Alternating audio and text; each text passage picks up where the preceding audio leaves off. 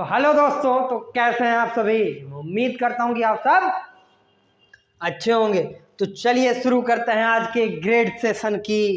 क्योंकि किसी ने कभी एक बात कही थी कि उड़ानों का क्या है, सॉरी, मंजिलों का क्या है, जब चाहें उन्हें अपने वश में कर लेंगे। तो उसी मोटिवेशन, उसी जोश और जुनून के साथ शुरू करते हैं आज का सेशन, जिसमें आपको पहला क्वेश्चन जो मिलेगा वो है, किस नदी को तिब्बत में सांपों के नाम से आता है? ब्रह्मपुत्र को, सिंधु को या सतलज को? अगर आप बात करेंगे तो दुनिया का सबसे बड़ा नदी द्वीप कौन सा नदी द्वीप है? माजुली नदी द्वीप। और ये कहाँ पड़ता है आपका? ये पड़ता है असम में। असम के मुख्यमंत्री हेमंत बिश्व शर्मा। बहुत बढ़िया। तो ये जो आपका तिब्बत में सांपों कहा जाता है, ये कहा जाता है ब्रह्मपुत्र नदी को। और ब्रह्मपुत्र नदी में ये माजुली नदी द्वीप पड़ता है। माजुली नदी द्वीप क्योंकि ब्रह्मपुत्र नदी कहाँ पड़ता है? असम में। और असम के मुख्यमंत्री हेमंत बिश्व शर्मा। यानी कि ऑप्शन नंबर जो 1 है वो आपका एकदम सही आंसर है। भारतीय रेगिस्तान की एक महत्वपूर्ण नदी है। लूनी, नर्मदा, ताप्ती या फिर झेलम। अगर आपने पढ़ा होगा लूसेंट की क्लास ली हूँ, मैंने आपको बताया झेलम, चिनाब, रावी, व्यास, सतलज, इन 5 नदियों के बारे में बताया था। झेलम के किनारे ही हाइड स्पीच का युद्ध हुआ था। किसके किसके मध्य? सिकंदर और राजा पोरस के बीच, जिसे झेलम का युद्ध या फिर वितस्ता का युद्ध भी कहते हैं। और ये व्यास नदी से सिकंदर वापस लौट गया था। और वापस जब इसका एक सेनापति था सेल्यूकस निकेटर, जो आया था किस समय? मौर्यों के समय। उस समय कौन था? चंद्रगुप्त मौर्य। तो भारतीय रेगिस्तान की जो महत्वपूर्ण नदी हो जाएगी वो हो जाएगी लूनी नदी। लूनी नदी क्या है? रेगिस्तान की एक इंपॉर्टेंट नदी, यानी कि जो ऑप्शन नंबर 1 हो जाएगा वो आपका एकदम करेक्ट आंसर हो जाएगा। तो आइए हम लोग नेक्स्ट क्वेश्चन की ओर मूव करते हैं। क्वेश्चन जो इस बार के लाया हूं ना मैं, एकदम सॉलिड क्वेश्चन है, जिसे कहते हैं इलेक्ट्रॉन बीम थेरेपी। एक तरह की विकिरण चिकित्सा है जिसका उपचार किया जाता है बढ़े हुए प्रोस्टेट ग्रंथि के उपचार में, पित्ताशय की पथरी में, कैंसर के निश्चित प्रकार में या फिर गुर्दे की पथरी। अगर आप पथरी का ऑपरेशन देखेंगे तो लेजर द्वारा आजकल किया जाता है, जिसमें बिना काटे पथरी निकाला जाता है लेजर के द्वारा। जबकि यहाँ पे इलेक्ट्रॉन बीम थेरेपी जो है वो कैंसर के एक निश्चित प्रकार के उपयोग के लिए किया जाता है। यानी कि जो इलेक्ट्रॉन बीम थेरेपी होती है, जिसको कैंसर हो जाता है उसके रोगाणु को मारने के लिए इसका उपयोग किया जाता है। ये क्या होती है? एक प्रकार की electronic beam, laser beam type की ही होती है। जो ऑप्शन नंबर बी होगा एकदम राइट आंसर हो जाएगा। स्पष्ट ध्वनि सुनने के लिए न्यूनतम दूरी क्या होनी चाहिए? 165 फीट, 165 मीटर या फिर 16.5 फीट या फिर 16.5 मीटर। अगर आपको स्पष्ट ध्वनि सुननी है तो 2 लोगों के बीच में जो दूरी होनी चाहिए वो 16.5 मीटर की होनी चाहिए। यानी कि ऑप्शन नंबर जो आपका डी है वो एकदम राइट आंसर हो जाएगा। तो आइए हम लोग नेक्स्ट क्वेश्चन की ओर मूव करते हैं। हरित क्रांति का प्रभाव सबसे अधिक किसके उत्पादन में महसूस किया? चावल, दालें, तिलहन या गेहूं? अगर उस समय बात किया तो उस समय 10 टन जो था, क्या था, वृद्धि उस समय आंकी गई थी जब ये हरित क्रांति का लॉन्च किया गया था प्रोजेक्ट। तो उसमें जो सबसे ज्यादा इसका प्रभाव महसूस किया गया वो किया गया था आपका गेहूं में। यानी कि जो आपका ऑप्शन नंबर डी है वो आपका एकदम राइट आंसर हो जाएगा। क्या राइट आंसर हो जाएगा? गेहूं। बंधुआ सम प्रणाली उन्मूलन अधिनियम कब बनाया गया? 1974 में, 1976 में, 1977 में या फिर 1978 में? तो ये जो आपका बंधुआ श्रम प्रणाली वाला था ये आपका 1976 में बनाया गया था। इस चीज को आप ध्यान रखिएगा। तो बंधुआ श्रम प्रणाली उन्मूलन अधिनियम कानून जो आपको बनाया गया था वो 1976 में बनाया गया था। और इस समय एक संविधान संशोधन भी हुआ था, यानी कि 42वां संविधान संशोधन, जिसे हम लोग किस नाम से जानते हैं? लघु संविधान के नाम से जानते हैं। इसी में ही 5 सब्जेक्टों को उठा करके राज्य सूची से समवर्ती सूची में डाल दिया गया था। ये जब इस संविधान संशोधन जब हुए तो इसमें इसी में, क्योंकि देखिए आप अभी तक देखेंगे ना तो प्रस्तावना में सिर्फ एक बार परिवर्तन किया गया, वो 42वें संविधान संशोधन के द्वारा ही किया गया था। कौन कौन से शब्द जोड़े गए थे? अखंडता, और 3 शब्द इसमें जोड़े गए थे। किसमें? 42वें संविधान संशोधन। 42वें संविधान संशोधन को हम लोग लघु संविधान के नाम से भी जानते हैं। तो आइए हम लोग नेक्स्ट क्वेश्चन की ओर। और बंधुआश्रम प्रणाली अधिनियम कब? 1976 में, यानी कि ऑप्शन नंबर बी आपका राइट आंसर हो जाएगा। National bank for agriculture and rural development यानी कि नाबार्ड, क्या हो जाएगा नाबार्ड का full form? National bank for agriculture and rural development. कई बार पूछा गया है कि नाबार्ड का फुल फॉर्म बताइए, तो नाबार्ड का आपका फुल फॉर्म क्या हो जाएगा? National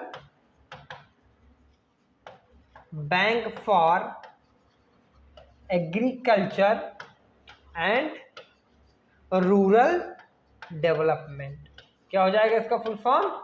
national bank for agriculture and rural development. अब इस बैंक का मुख्यालय कहाँ है? तो अगर नाबार्ड के मुख्यालय की बात की जाए तो मुंबई में। कहाँ पर है? मुंबई में है। तो नाबार्ड का जो मुख्यालय हो जाएगा वो मुंबई हो जाएगा। अगर मैं बात करूँ सिडबी की, तो सिडबी आप ही के प्रदेश यानी कि उत्तर प्रदेश की राजधानी लखनऊ में इसका मुख्यालय हो जाएगा, सिडबी का। इस चीज को आप ध्यान रखिएगा। अगर एसबीआई की बात की जाए तो इसका भी मुख्यालय कहाँ है? मुंबई में है। बैंक ऑफ बड़ौदा की अगर बात की जाए तो एक जगह पड़ती है बड़ोदरा। कहाँ पड़ती है? गुजरात में। तो बैंक ऑफ बड़ौदा का जो मुख्यालय हो जाएगा वो हो जाएगा बड़ोदरा, गुजरात में। केनरा बैंक का जो आपका हो गया, और पंजाब नेशनल बैंक का हो गया। पंजाब नेशनल बैंक का जो हो गया वो हो गया दिल्ली में। पंजाब नेशनल बैंक का मुख्यालय कहाँ हो गया? दिल्ली। और जो केनरा बैंक का है वो आपको कमेंट बॉक्स में आंसर करके बताना है कि केनरा बैंक का मुख्यालय कहाँ स्थित है। तो आइए हम लोग नेक्स्ट क्वेश्चन की ओर मूव करते हैं।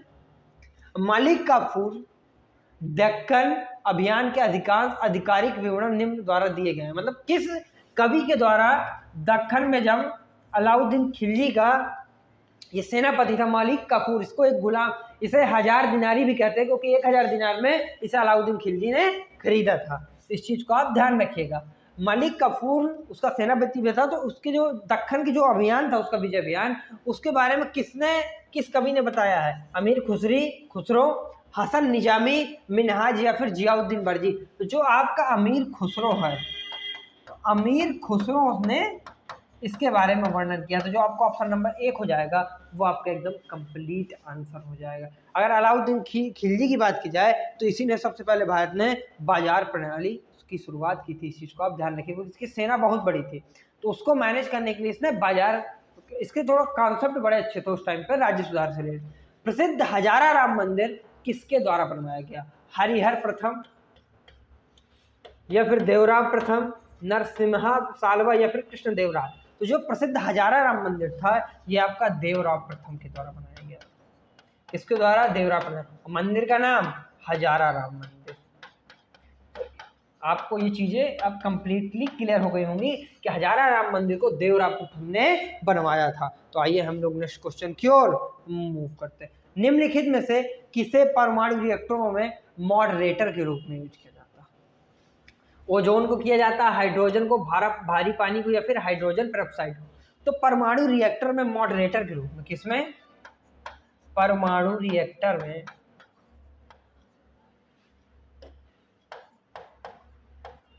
किसके रूप में? मॉडरेटर के रूप में।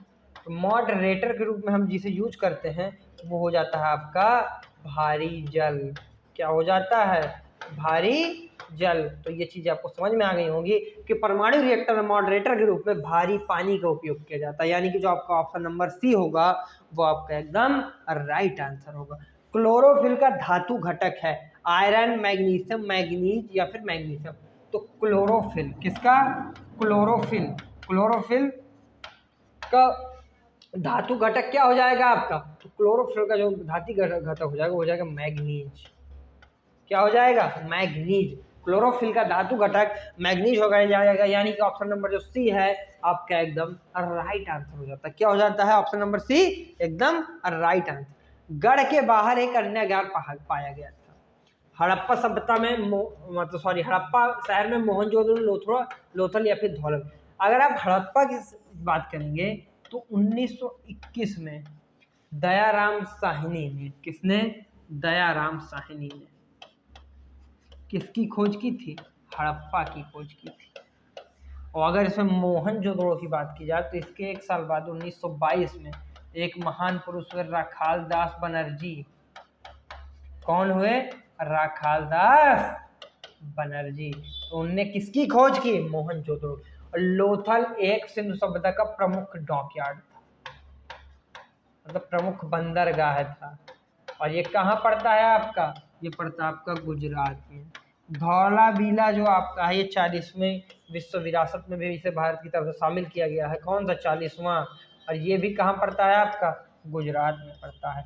मोहनजोदड़ो का अर्थ क्या होता है? तो मृतकों का टीला। क्या होता है मोहनजोदड़ो का अर्थ? मृतकों का टीला। मैंने आपको बताया था कि सिंधु सभ्यता में शवों को जलाने और दफनाने दोनों की विधि थी। तो मोहनजोदड़ो में शवों को क्या किया जाता था? दफनाया जाता था। और हड़प्पा सभ्यता में शवों को जलाया जाता था। सॉरी, हड़प्पा शहर में। इस चीज को आप विशेष तौर पर ध्यान रखिएगा। तो गढ़ के बाहर जो एक विशाल अन्नागार पाया गया था वो मोहनजोदड़ो में पाया गया था। कहाँ पाया गया था? मोहनजोदड़ो में। यानी कि ऑप्शन नंबर जो बी हो जाएगा वो आपका एकदम करेक्ट आंसर हो जाएगा कि अन्नागार का शहर में मिला था। तो अन्नागार आपको मोहनजोदड़ो में मिला था। तो आइए हम लोग नेक्स्ट क्वेश्चन की ओर मूव करते हैं। अशोक के शासनकाल के दौरान तीसरी बौद्ध परिषद या फिर संगीति भी आप इसे कह सकते हैं, आयोजित की गई थी। राजगृह, वैशाली, पाटलिपुत्र या फिर नालंदा।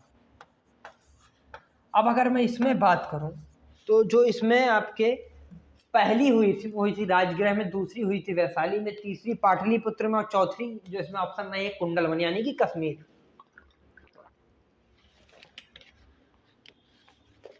अब अगर बात की जाए पहली बौद्ध संगीति किसके समय हुई, तो पहली बौद्ध संगीति हुई अजातशत्रु। किसके शासनकाल में? अजातशत्रु के शासनकाल में। और किस सन में हुई थी? तो 483 ईसा पूर्व। कब हुई थी? 483 ईसा पूर्व में। और इसके अध्यक्ष कौन थे? तो महाकश्यप इसके अध्यक्ष। कौन अध्यक्ष थे इसके? महाकश्यप। और कहाँ हुई थी? तो राजगृह में हुई थी। और दूसरी बौद्ध संगीति की अगर बात है, मैं एक नया पेज ही ले लेता हूँ। प्रथम बौद्ध संगीति आपकी कहाँ हुई? राजगृह में। और किसके शासनकाल में हुई? क्वेश्चन ये भी तो आ सकता है, किसके शासनकाल में हुई? तो आपके अजातशत्रु के शासनकाल में। और अजातशत्रु के शासनकाल में हुई। और किस सन में हुई? तो 483 ईसा पूर्व में हुई। और इसके अध्यक्ष कौन हुए पहली बौद्ध संगीति के? तो अगर पहली बौद्ध संगीति के अध्यक्ष की बात की जाए तो महाकश्यप हुए। अगर आपको ये चीजें नहीं मानी तो मेरी लूसेंट की क्लास जाके देखिएगा जिसमें बौद्ध धर्म के बारे में मैंने डिटेल में बताया है, उसमें मैंने ये सारे क्वेश्चन आपको कवर करवाए हुए। अगर मैं द्वितीय बौद्ध संगीति की बात करूँ, क्योंकि बौद्ध धर्म में 4 बौद्ध संगीतियां हुई हैं जो बहुत इंपॉर्टेंट। दूसरी बौद्ध संगीति आपकी हुई वैशाली में। और शासन किसका था? काले कपड़े पहनकर शोक मनाना यानी कि काला शोक का। और इसमें अध्यक्ष कौन बने आपके द्वितीय बौद्ध संगीति में? तो अध्यक्ष जो थे आपके सबाकामी हो जाएंगे। और कब हुई थी? तो 383 ईसा पूर्व में हुई। पहली 483 में, दूसरी 383 में। और अगर इसके बाद बात की जाए तृतीय बौद्ध संगीति की यानी कि थर्ड बौद्ध संगीति जो आपकी होगी, तो थर्ड बौद्ध संगीति कब हुई? कहाँ हुई? सॉरी, किसके शासनकाल में हुई? तो अशोक के शासनकाल में हुई। हुई कहाँ? पाटलिपुत्र। पाटलिपुत्र कहाँ है इस समय? बिहार में है। अब पाटलिपुत्र किस शासक की राजधानी थी ये आप कमेंट बॉक्स में बताइएगा। और किस सन में हुई? तो 250 ईसा पूर्व।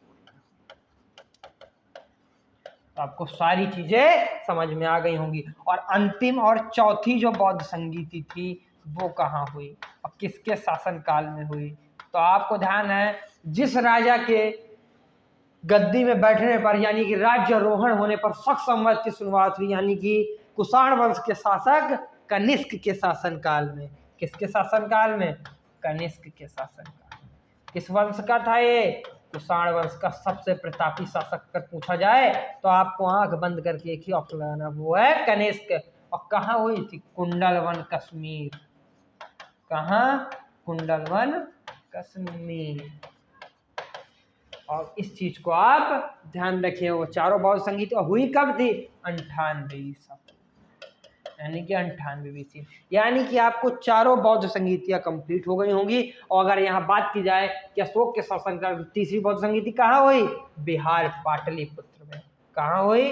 बिहार पाटलिपुत्र में। तो जो ऑप्शन नंबर आपका क्या हो जाएगा, सी हो जाएगा, पाटलिपुत्र, वो आपका एकदम राइट आंसर हो जाएगा। तो आइए हम लोग नेक्स्ट क्वेश्चन की ओर मूव करते हैं। और कब हुई थी, 250 ईसा पूर्व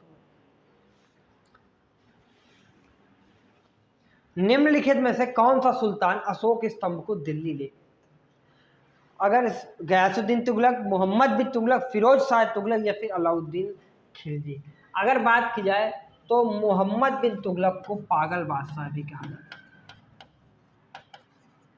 क्योंकि आप जानेंगे कि संसार में सीधे, ये समझदार आदमी, सीधे आज तक जितने दुष्ट प्रवृत्ति के शासक हुए वही अपने शासन को अच्छे से चला पाए, अच्छे लोगों को इस संसार में शासन नहीं करने दिए। मोहम्मद बिन तुगलक ने अपनी राजधानी परिवर्तित की, दिल्ली से अपनी राजधानी कहाँ ले गया था, दौलताबाद ले गया था, दिल्ली टू दौलताबाद। इसलिए गलती है कि एक गर्मी के सीजन में गया तो आधे लोग रास्ते में मर गए, और फिर वहां पहुंचा, वहां से वापस ले आया फिर से, तो इसलिए इसे पागल बादशाह, इसे रक्षपिपासु, ढेर सारी चीजें इसे कही जाती हैं। और तुगलक वंश का अगर फाउंडर की बात की जाए तो जो आपका तुगलक वंश का संस्थापक था वो हो जाएगा आपका गयासुद्दीन तुगलक। क्या हो जाएगा, गयासुद्दीन तुगलक।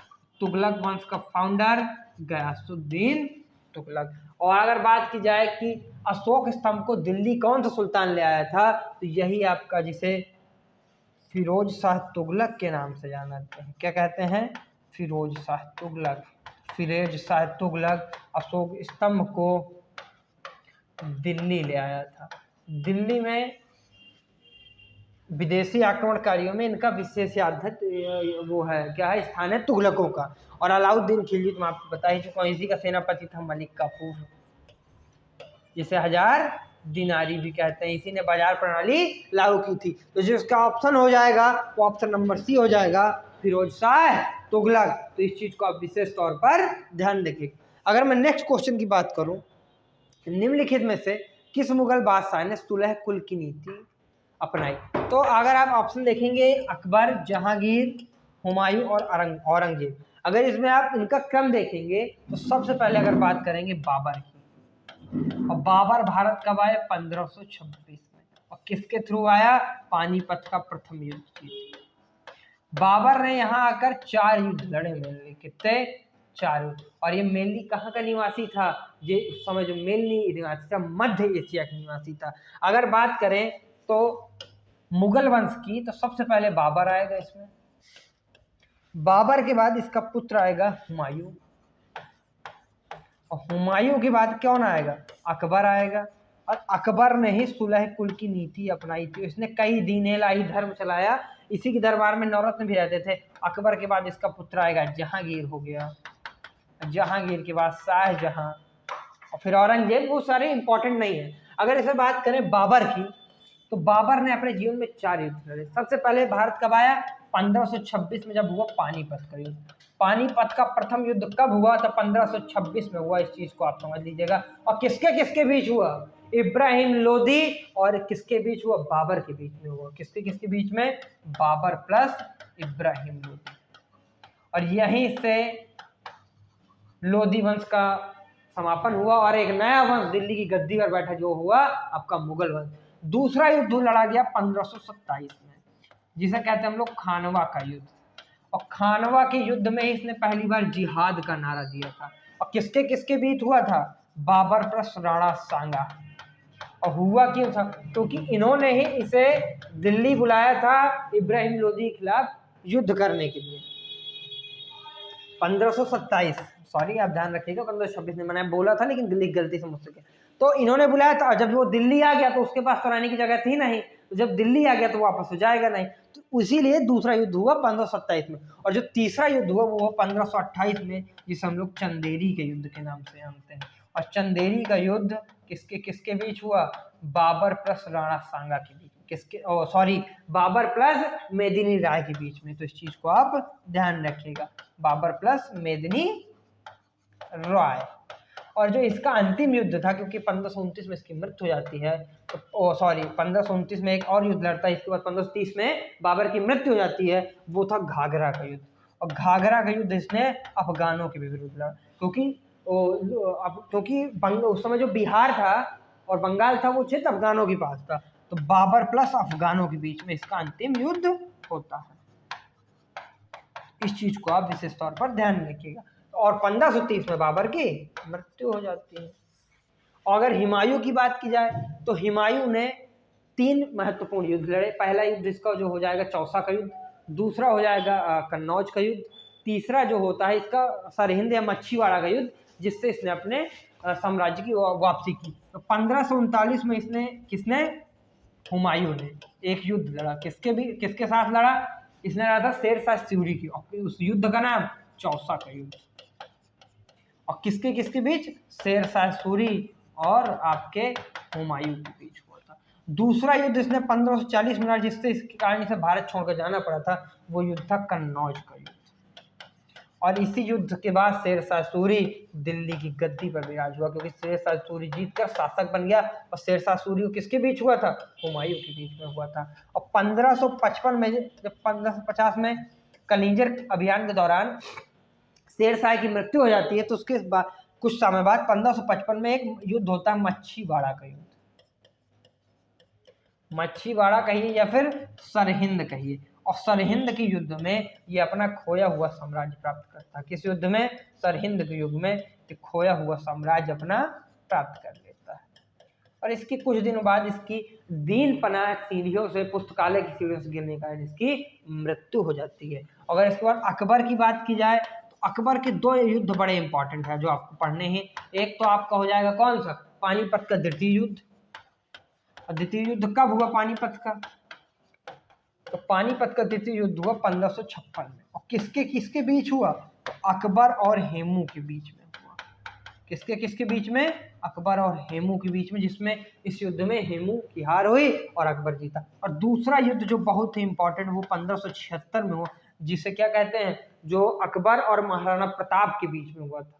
आप समझ ही गए होंगे कौन सा युद्ध था। तो किसके बीच हुआ था?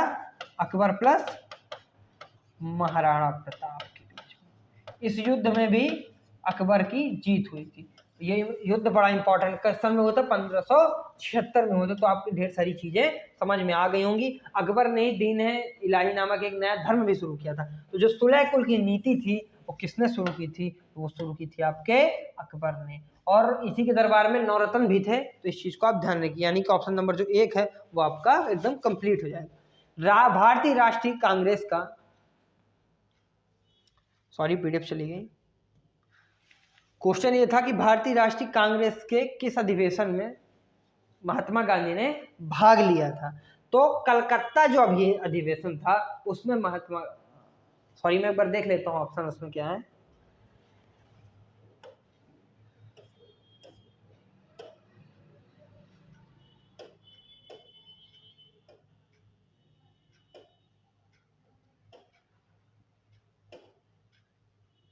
सॉरी, भारतीय राष्ट्रीय कांग्रेस का पहला आधिकारिक इतिहास किसके द्वारा लिखा गया था? तो भारतीय राष्ट्रीय कांग्रेस का जो पहला आधिकारिक इतिहास था वो पट्टाभी सीतारमैया के द्वारा लिखा गया। किसके द्वारा? पट्टाभी सीतारमैया, यानी कि ऑप्शन नंबर 1 सही हो जाए। इसकी स्थापना की बात की जाए तो 1885 में बम्बई में इसकी स्थापना होती है। और इसकी स्थापना करता कौन है? एक अंग्रेज अधिकारी था जिसका नाम था एओ होम, जो किसकी स्थापना करता है? कांग्रेस की स्थापना करता है। और कांग्रेस के 2 दल हुए जिनका आपस में विभाजन हो गया था 1907 में, नरम दल और गरम दल।